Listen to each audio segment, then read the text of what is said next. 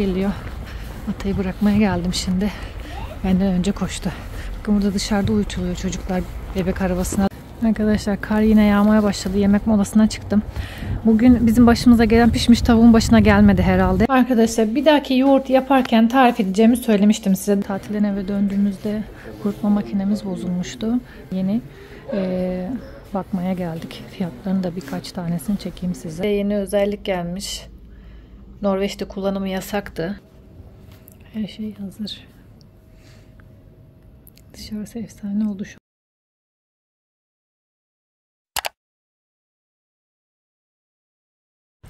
Günaydınlar. Havalar biraz ısındı. 2 derece falan.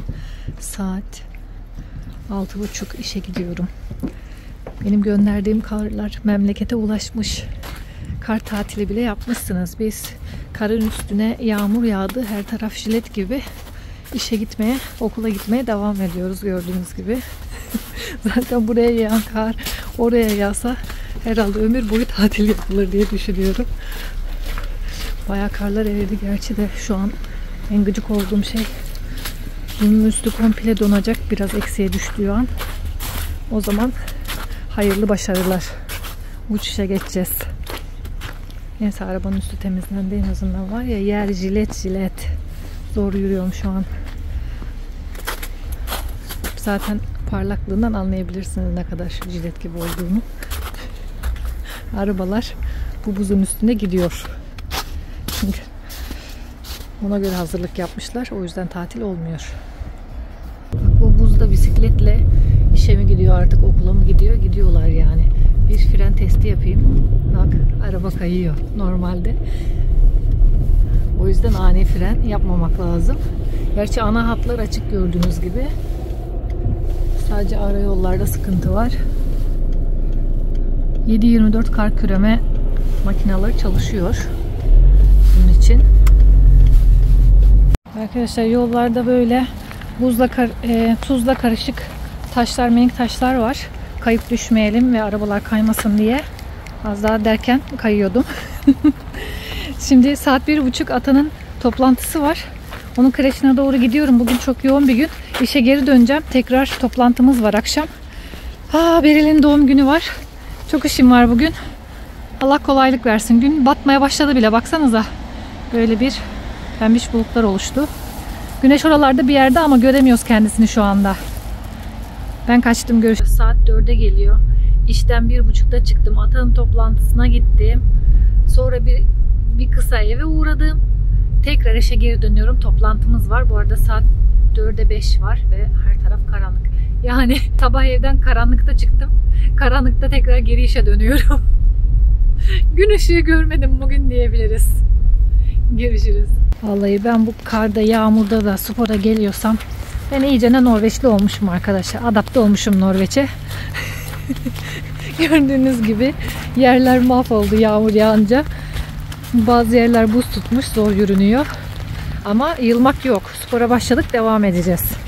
Hadi ben kaçtım yogaya. Çillerin spor aşkını size şöyle özetleyeyim arkadaşlar.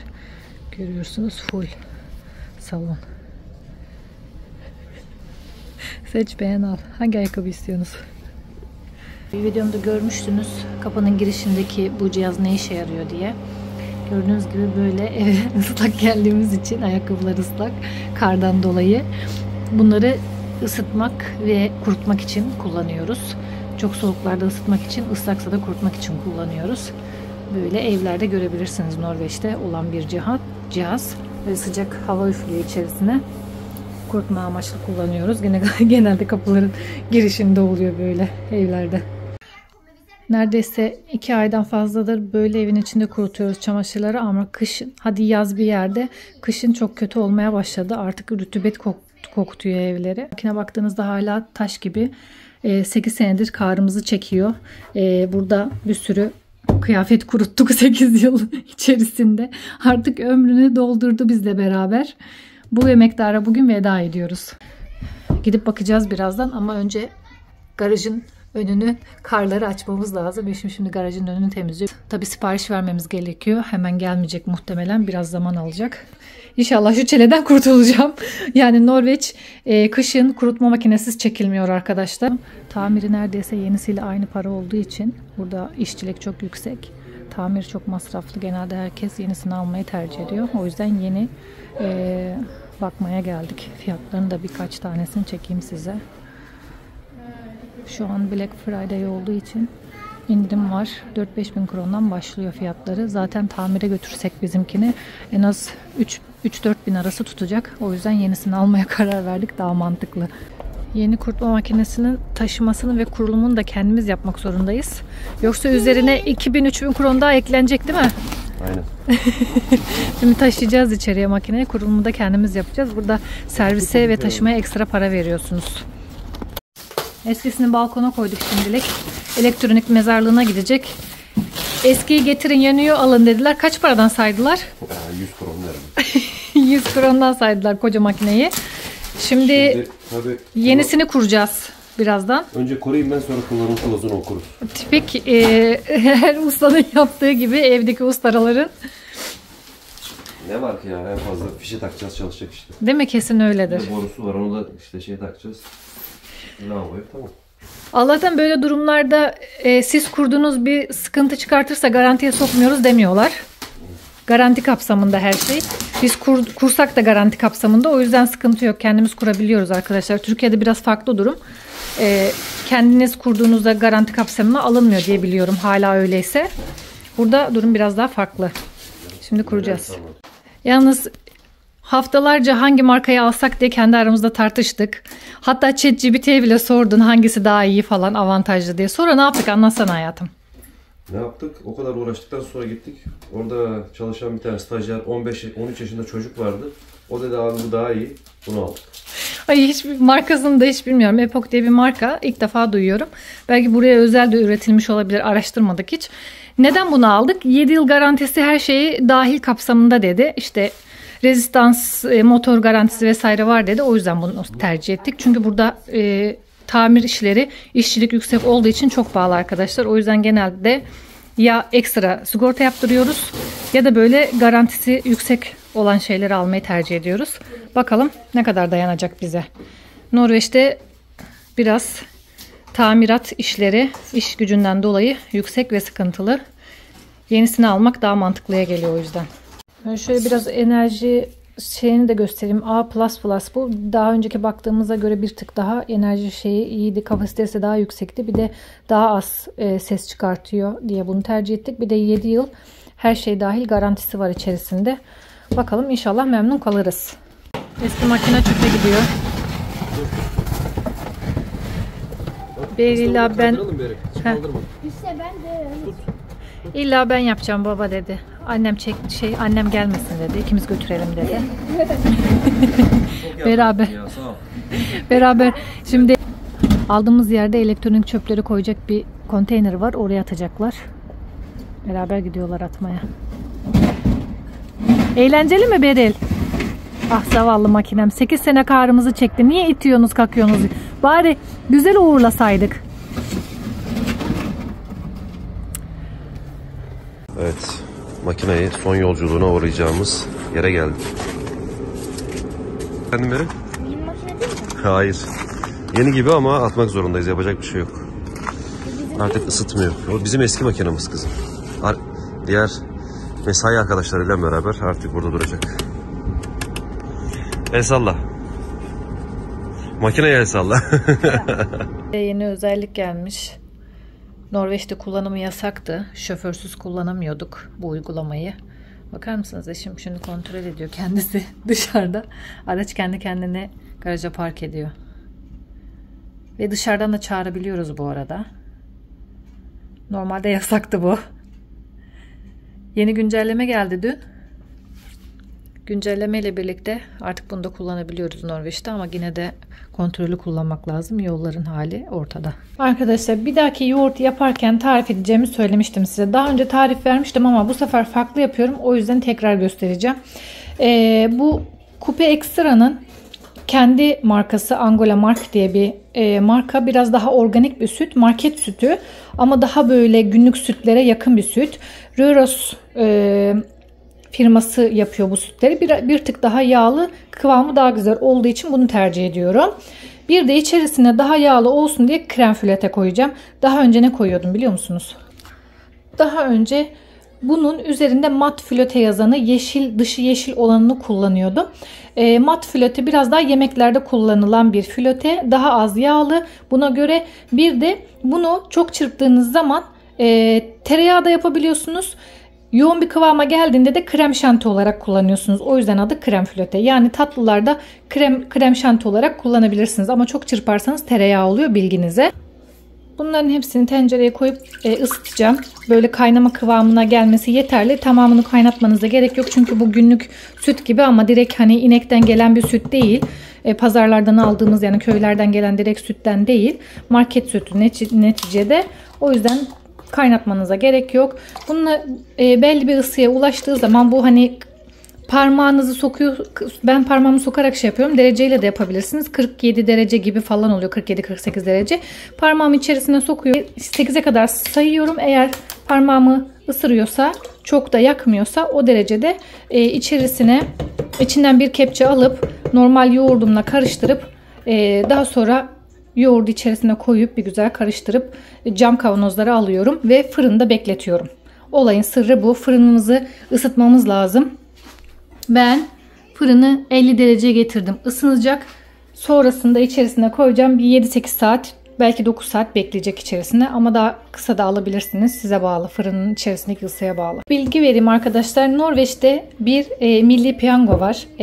Geri dönüşüm çöplerini daha fazla toplanması ve düzgün ayrıştırılması için milli piyango düzenlemişler.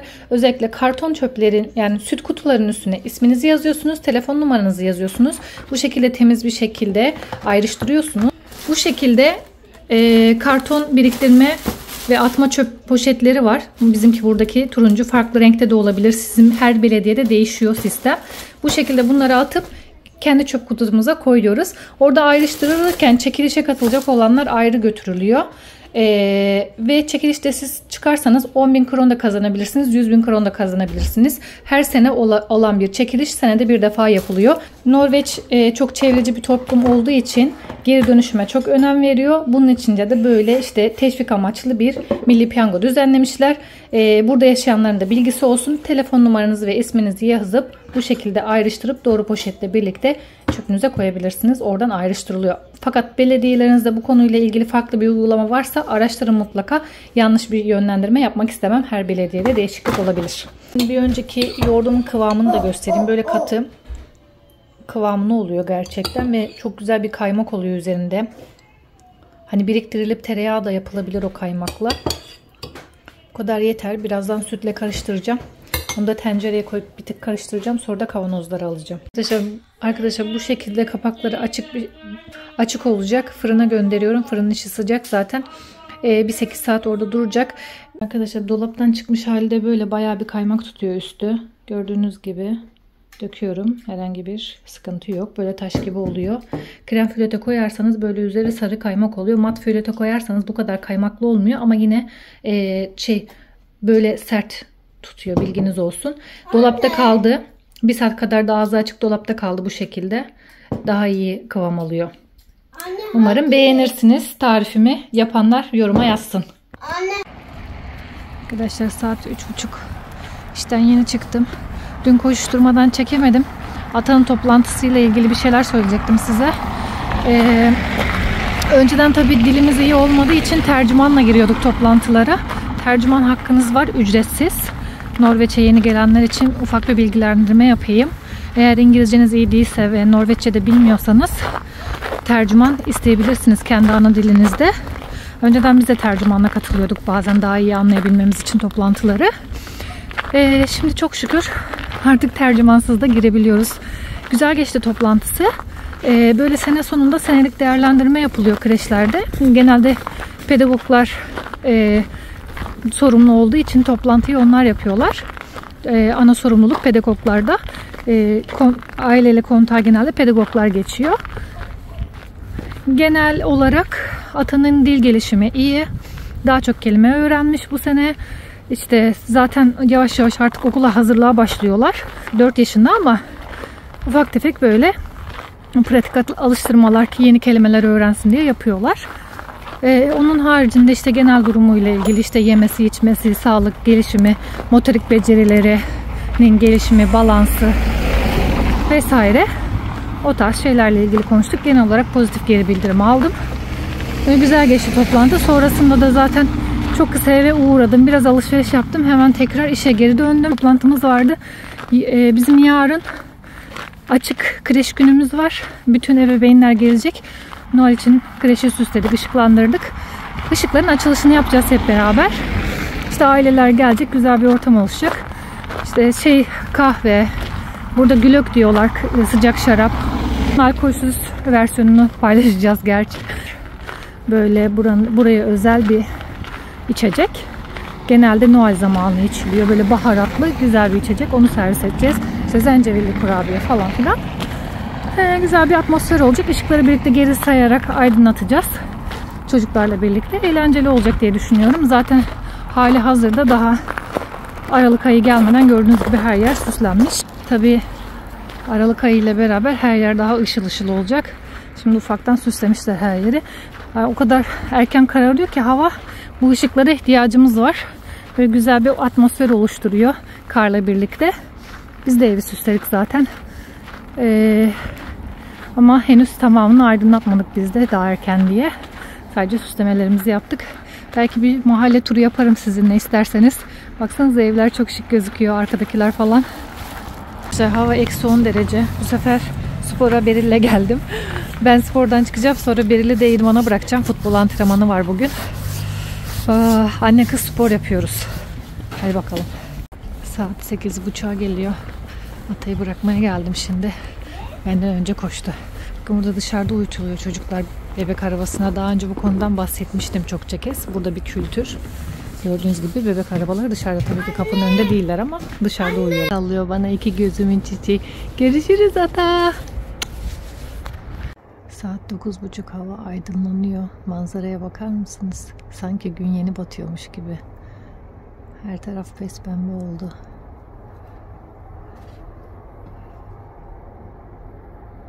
Arkadaşlar kar yine yağmaya başladı. Yemek molasına çıktım. Bugün bizim başımıza gelen pişmiş tavuğun başına gelmedi herhalde.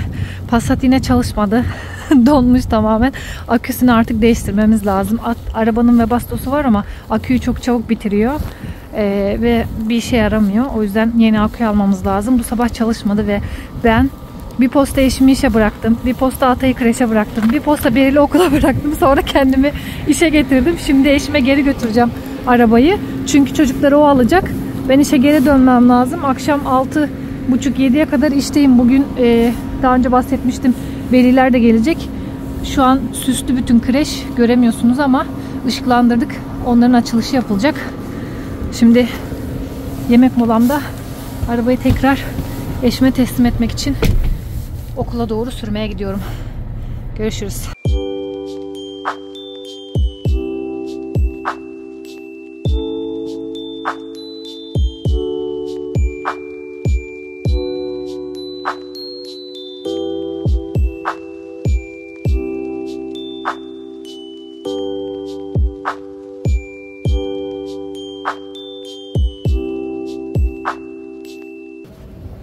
Her şey hazır.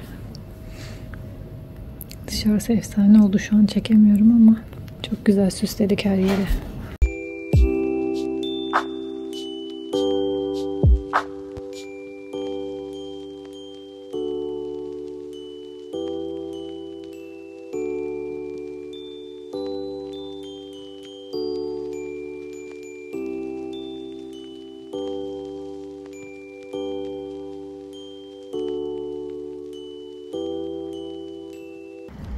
Çok güzel geçti açılışımız. Her yer ışıl ışıl. Tabii insanlar var diye çekemedim hepsini. Böyle boş çekiyorum mecburen. Şimdi mecbur arabamız olmadığı için eşim bekliyorum, beni almaya gelecek. Yani bu hava koşullarında mecburen 2 kişi de çalışıyorsa evde 2 tane araba olması şart. Çocukları bir yerlere bırakmamız, bir yerlerden almamız gerekiyor. Hepimiz farklı farklı zamanlarda çalışıyoruz. Sabahları çok zor oluyor bir yerlere gidip gelmek. O yüzden 2 araba şart. Ay çok tatlı oldu ya kreş. Nasıl olmuş? Çok seviyorlar böyle her yeri süslemeyi. Eve yeni geldim. Çok yorulmuşum. Biz de böyle aydınlattık evin içini dışını. Daha sokakta aydınlatanlar var. Aydınlatmayanlar var. Yeni videolarda daha çok ışıklı göreceksiniz buraları. Herkese şimdiden iyi geceler. Görüşmek üzere.